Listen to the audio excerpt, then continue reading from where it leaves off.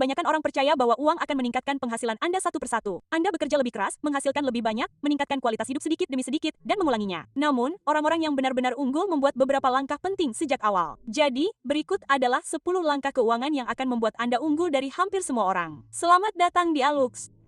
Pertama, lacak kekayaan bersih Anda, bukan penghasilan Anda. Masalah dengan hanya berfokus pada penghasilan Anda adalah Anda mengukur aktivitas, bukan akumulasi. Aktivitas memberitahu Anda berapa banyak uang yang mengalir melalui tangan Anda, tetapi tidak berapa banyak yang benar-benar bertahan. Kekayaan bersih adalah semua yang Anda miliki dikurangi semua yang Anda berutang. Tabungan, investasi, dan aset Anda di satu sisi, utang Anda di sisi lain. Yang tersisa adalah posisi keuangan Anda yang sebenarnya. Sekarang, perubahan ini mengubah cara Anda memandang uang. Ketika Anda berfokus pada penghasilan, Anda mulai mengejar kenaikan gaji, promosi, lebih banyak jam kerja. Anda mencoba menghasilkan lebih banyak setiap tahun. Ketika Anda berfokus pada kekayaan bersih, Anda mulai mengajukan pertanyaan yang berbeda. Apa yang saya bangun? Apa yang saya simpan? Apa yang tumbuh tanpa saya bekerja lebih keras? Itu juga mengubah cara Anda berpikir sebelum membelanjakan uang. Daripada bertanya, apakah saya mampu membelinya? Anda mulai bertanya, apakah ini akan membuat saya maju atau mundur? Pertanyaan itu sendiri akan menghasilkan pilihan yang sangat berbeda seiring berjalannya waktu. Anda mulai menggunakan uang untuk hal-hal yang bertumbuh, investasi, keterampilan, aset. Anda menjadi lebih berhati-hati dengan utang. Utang yang membantu Anda membangun sesuatu mungkin masuk akal. Namun, utang yang digunakan untuk kenyamanan dapat menjebak Anda. Jadi, begitu uang mulai digunakan untuk hal-hal yang Anda simpan, bukan hanya hal-hal yang Anda hasilkan, perhitungannya mulai berubah menguntungkan Anda. Kedua, hindari inflasi gaya hidup pada lonjakan pendapatan pertama.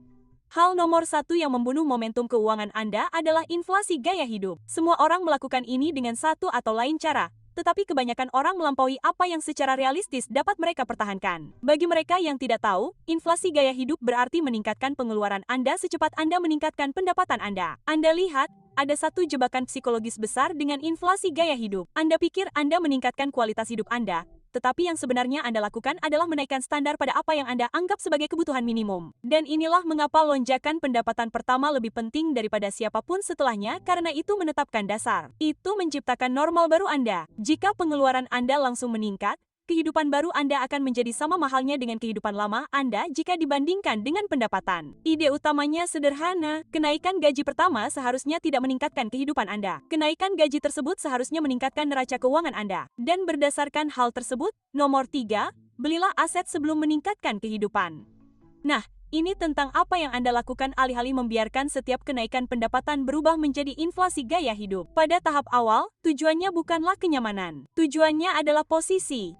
Pada tahap ini, aset dapat dipahami dalam arti yang lebih luas. Oke, bukan hanya saham, properti, atau ekuitas, tetapi apapun yang meningkatkan posisi Anda. Posisi keuangan, posisi teknologi, posisi produktivitas, akses, kapabilitas, kecepatan. Karena ketika pendapatan melonjak beberapa ratus, Anda biasanya belum dapat membeli aset keuangan yang berarti. Tetapi Anda benar-benar dapat membeli sesuatu yang mengubah cara Anda bekerja, seberapa cepat Anda belajar, dan seberapa banyak Anda menghasilkan. Dan itu lebih penting. Sekarang, ada orang yang mengatakan Anda tidak memerlukan peralatan canggih untuk melakukan pekerjaan Anda, tetapi kami dengan hormat tidak setuju. Oke, siapapun yang harus mengedit video di layar laptop 13 inci mungkin dapat setuju dengan kami di sini. Intinya bukanlah mengejar perlengkapan yang mengilap. Intinya adalah menghilangkan hambatan. Jika sesuatu membuat pekerjaan Anda lebih lancar, lebih cepat, lebih jelas, atau tidak terlalu melelahkan, itu bukanlah kemewahan. Itu adalah peningkatan pada mesin penghasilan Anda. Pembelian ini tidak terlihat seperti investasi dalam pengertian tradisional. Pembelian ini tidak menghasilkan arus kas bulan berikutnya, tetapi meningkatkan hasil produksi Anda. Dan hasil produksi menghasilkan pendapatan. Nomor 4, pilih peningkatan keterampilan daripada pertumbuhan gaji.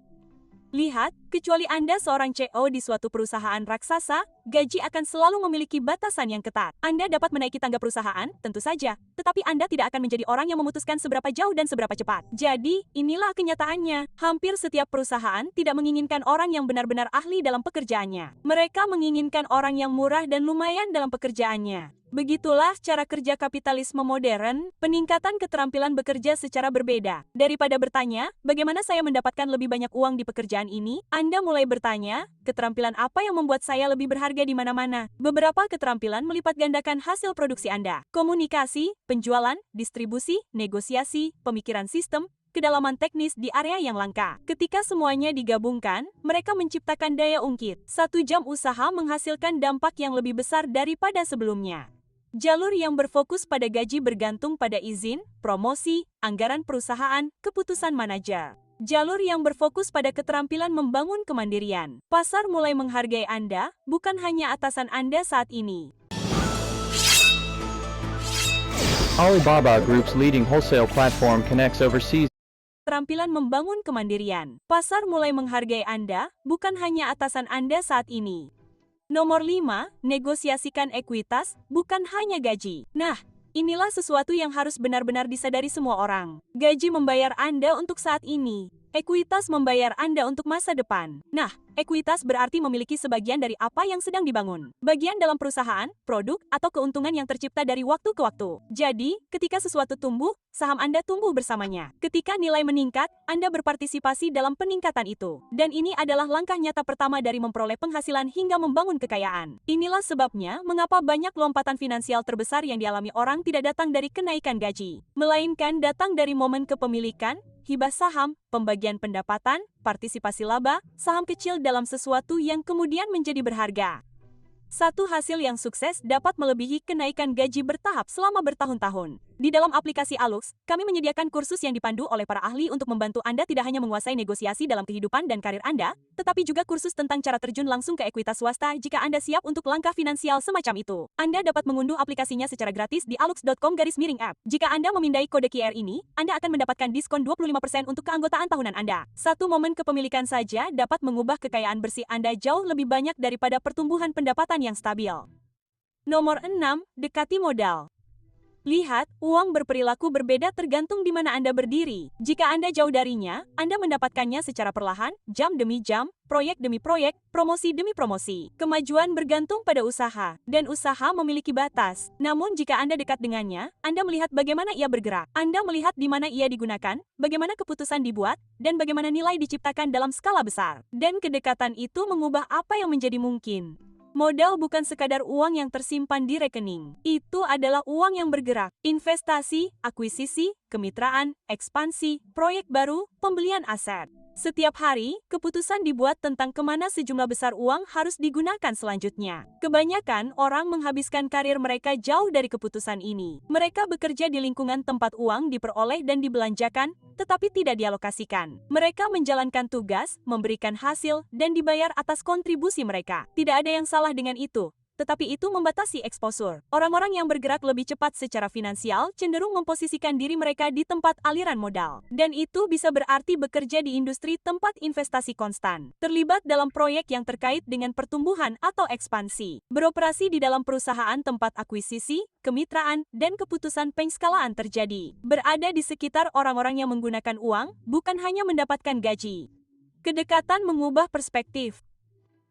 Nomor 7, gunakan risiko asimetris. Sekarang, bagi orang yang tidak tahu, risiko asimetris adalah sesuatu yang membuat kehilangan uang tidak menghancurkan Anda, tetapi menang dapat mengubah seluruh hidup Anda. Pikirkan seperti ini, menghabiskan beberapa ratus jam mempelajari keterampilan langka membawa sedikit kerugian. Jika tidak membuahkan hasil, Anda tetap memperoleh pengetahuan. Tetapi jika membuahkan hasil, Anda dapat melipat gandakan pendapatan Anda. Memulai proyek sampingan membawa risiko finansial yang kecil, tetapi potensi keuntungan yang besar. Jika gagal, Anda akan kehilangan waktu dan mungkin sejumlah uang. Jika berhasil, Anda dapat membuka aliran pendapatan baru, kemitraan, atau peluang kepemilikan. Kebanyakan orang menghindari taruhan ini karena hasilnya tidak pasti. Mereka lebih memilih jalur yang dapat diprediksi, peran yang stabil, keuntungan yang diketahui, langkah-langkah yang jelas, dan tidak ada yang salah dengan stabilitas, tetapi jarang menciptakan pemisahan. Taruhan asimetris memperkenalkan kemungkinan hasil yang tidak linier. Beginilah cara banyak karir berubah. Seseorang bergabung dengan perusahaan tahap awal ketika perusahaan itu masih cukup kecil. Gajinya sederhana, tetapi ekuitas ada. Jika gagal, mereka melanjutkan dengan pengalaman. Jika berhasil, keuntungannya dapat mengubah hidup. Seseorang membangun audiens di sekitar keterampilan khusus. Keterampilan itu tumbuh perlahan, lalu tiba-tiba membuka pintu bagi klien, produk, atau kemitraan. Polanya sama. Eksposur kecil, potensi besar. Nomor 8, gunakan utang untuk akuisisi, bukan konsumsi. Kebanyakan orang menganggap utang sebagai sesuatu yang menarik uang dari masa depan mereka. Kartu kredit, pinjaman pribadi, pembayaran mobil, pembelian beli sekarang bayar nanti. Manfaatnya terjadi sekarang. Pembayaran terjadi kemudian dan pembayaran tersebut perlahan mengurangi fleksibilitas, tabungan, dan pilihan.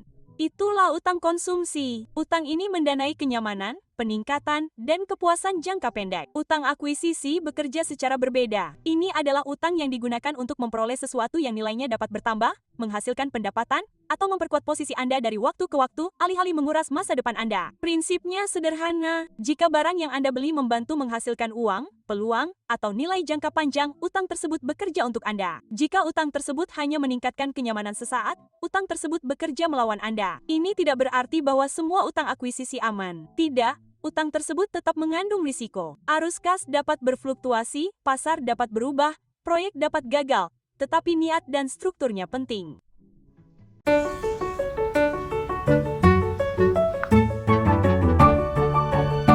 Takut nonton drama pendek terganggu iklan atau terhenti di paywall? Pine Drama tanpa Dapat gagal, tetapi niat dan strukturnya penting.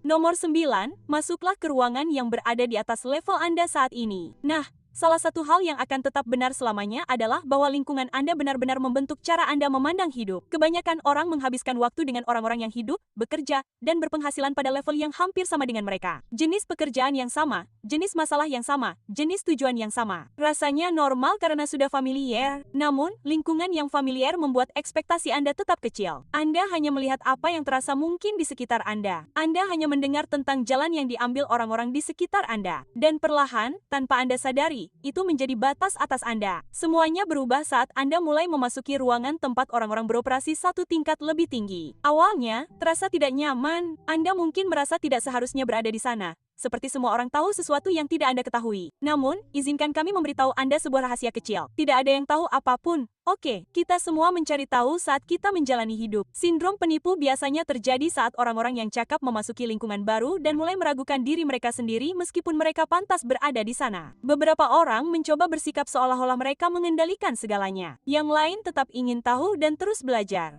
Kelompok kedua biasanya tumbuh lebih cepat karena mereka terus menyerap ide-ide baru alih-alih melindungi ego mereka. Saat Anda memasuki ruangan dengan tingkat yang lebih tinggi, Anda tidak perlu berpura-pura menjadi bagian dari ruangan tersebut. Anda tidak perlu bertindak lebih pintar dari yang sebenarnya. Anda tidak perlu berpura-pura percaya diri. Anda hanya perlu akal sehat. Dengarkan baik-baik. Ajukan pertanyaan yang sederhana dan jujur. Seiring waktu, Anda berhenti merasa seperti orang luar. Anda mulai berkontribusi. Anda mulai menghubungkan orang-orang. Anda mulai membawa nilai ke dalam ruangan tersebut. Dan suatu hari, Anda menyadari sesuatu yang aneh. Seseorang masuk dan melihat sekeliling ruangan dengan cara yang sama seperti yang pernah Anda lakukan. Dan nomor 10, transisi dari pekerja menjadi pemilik.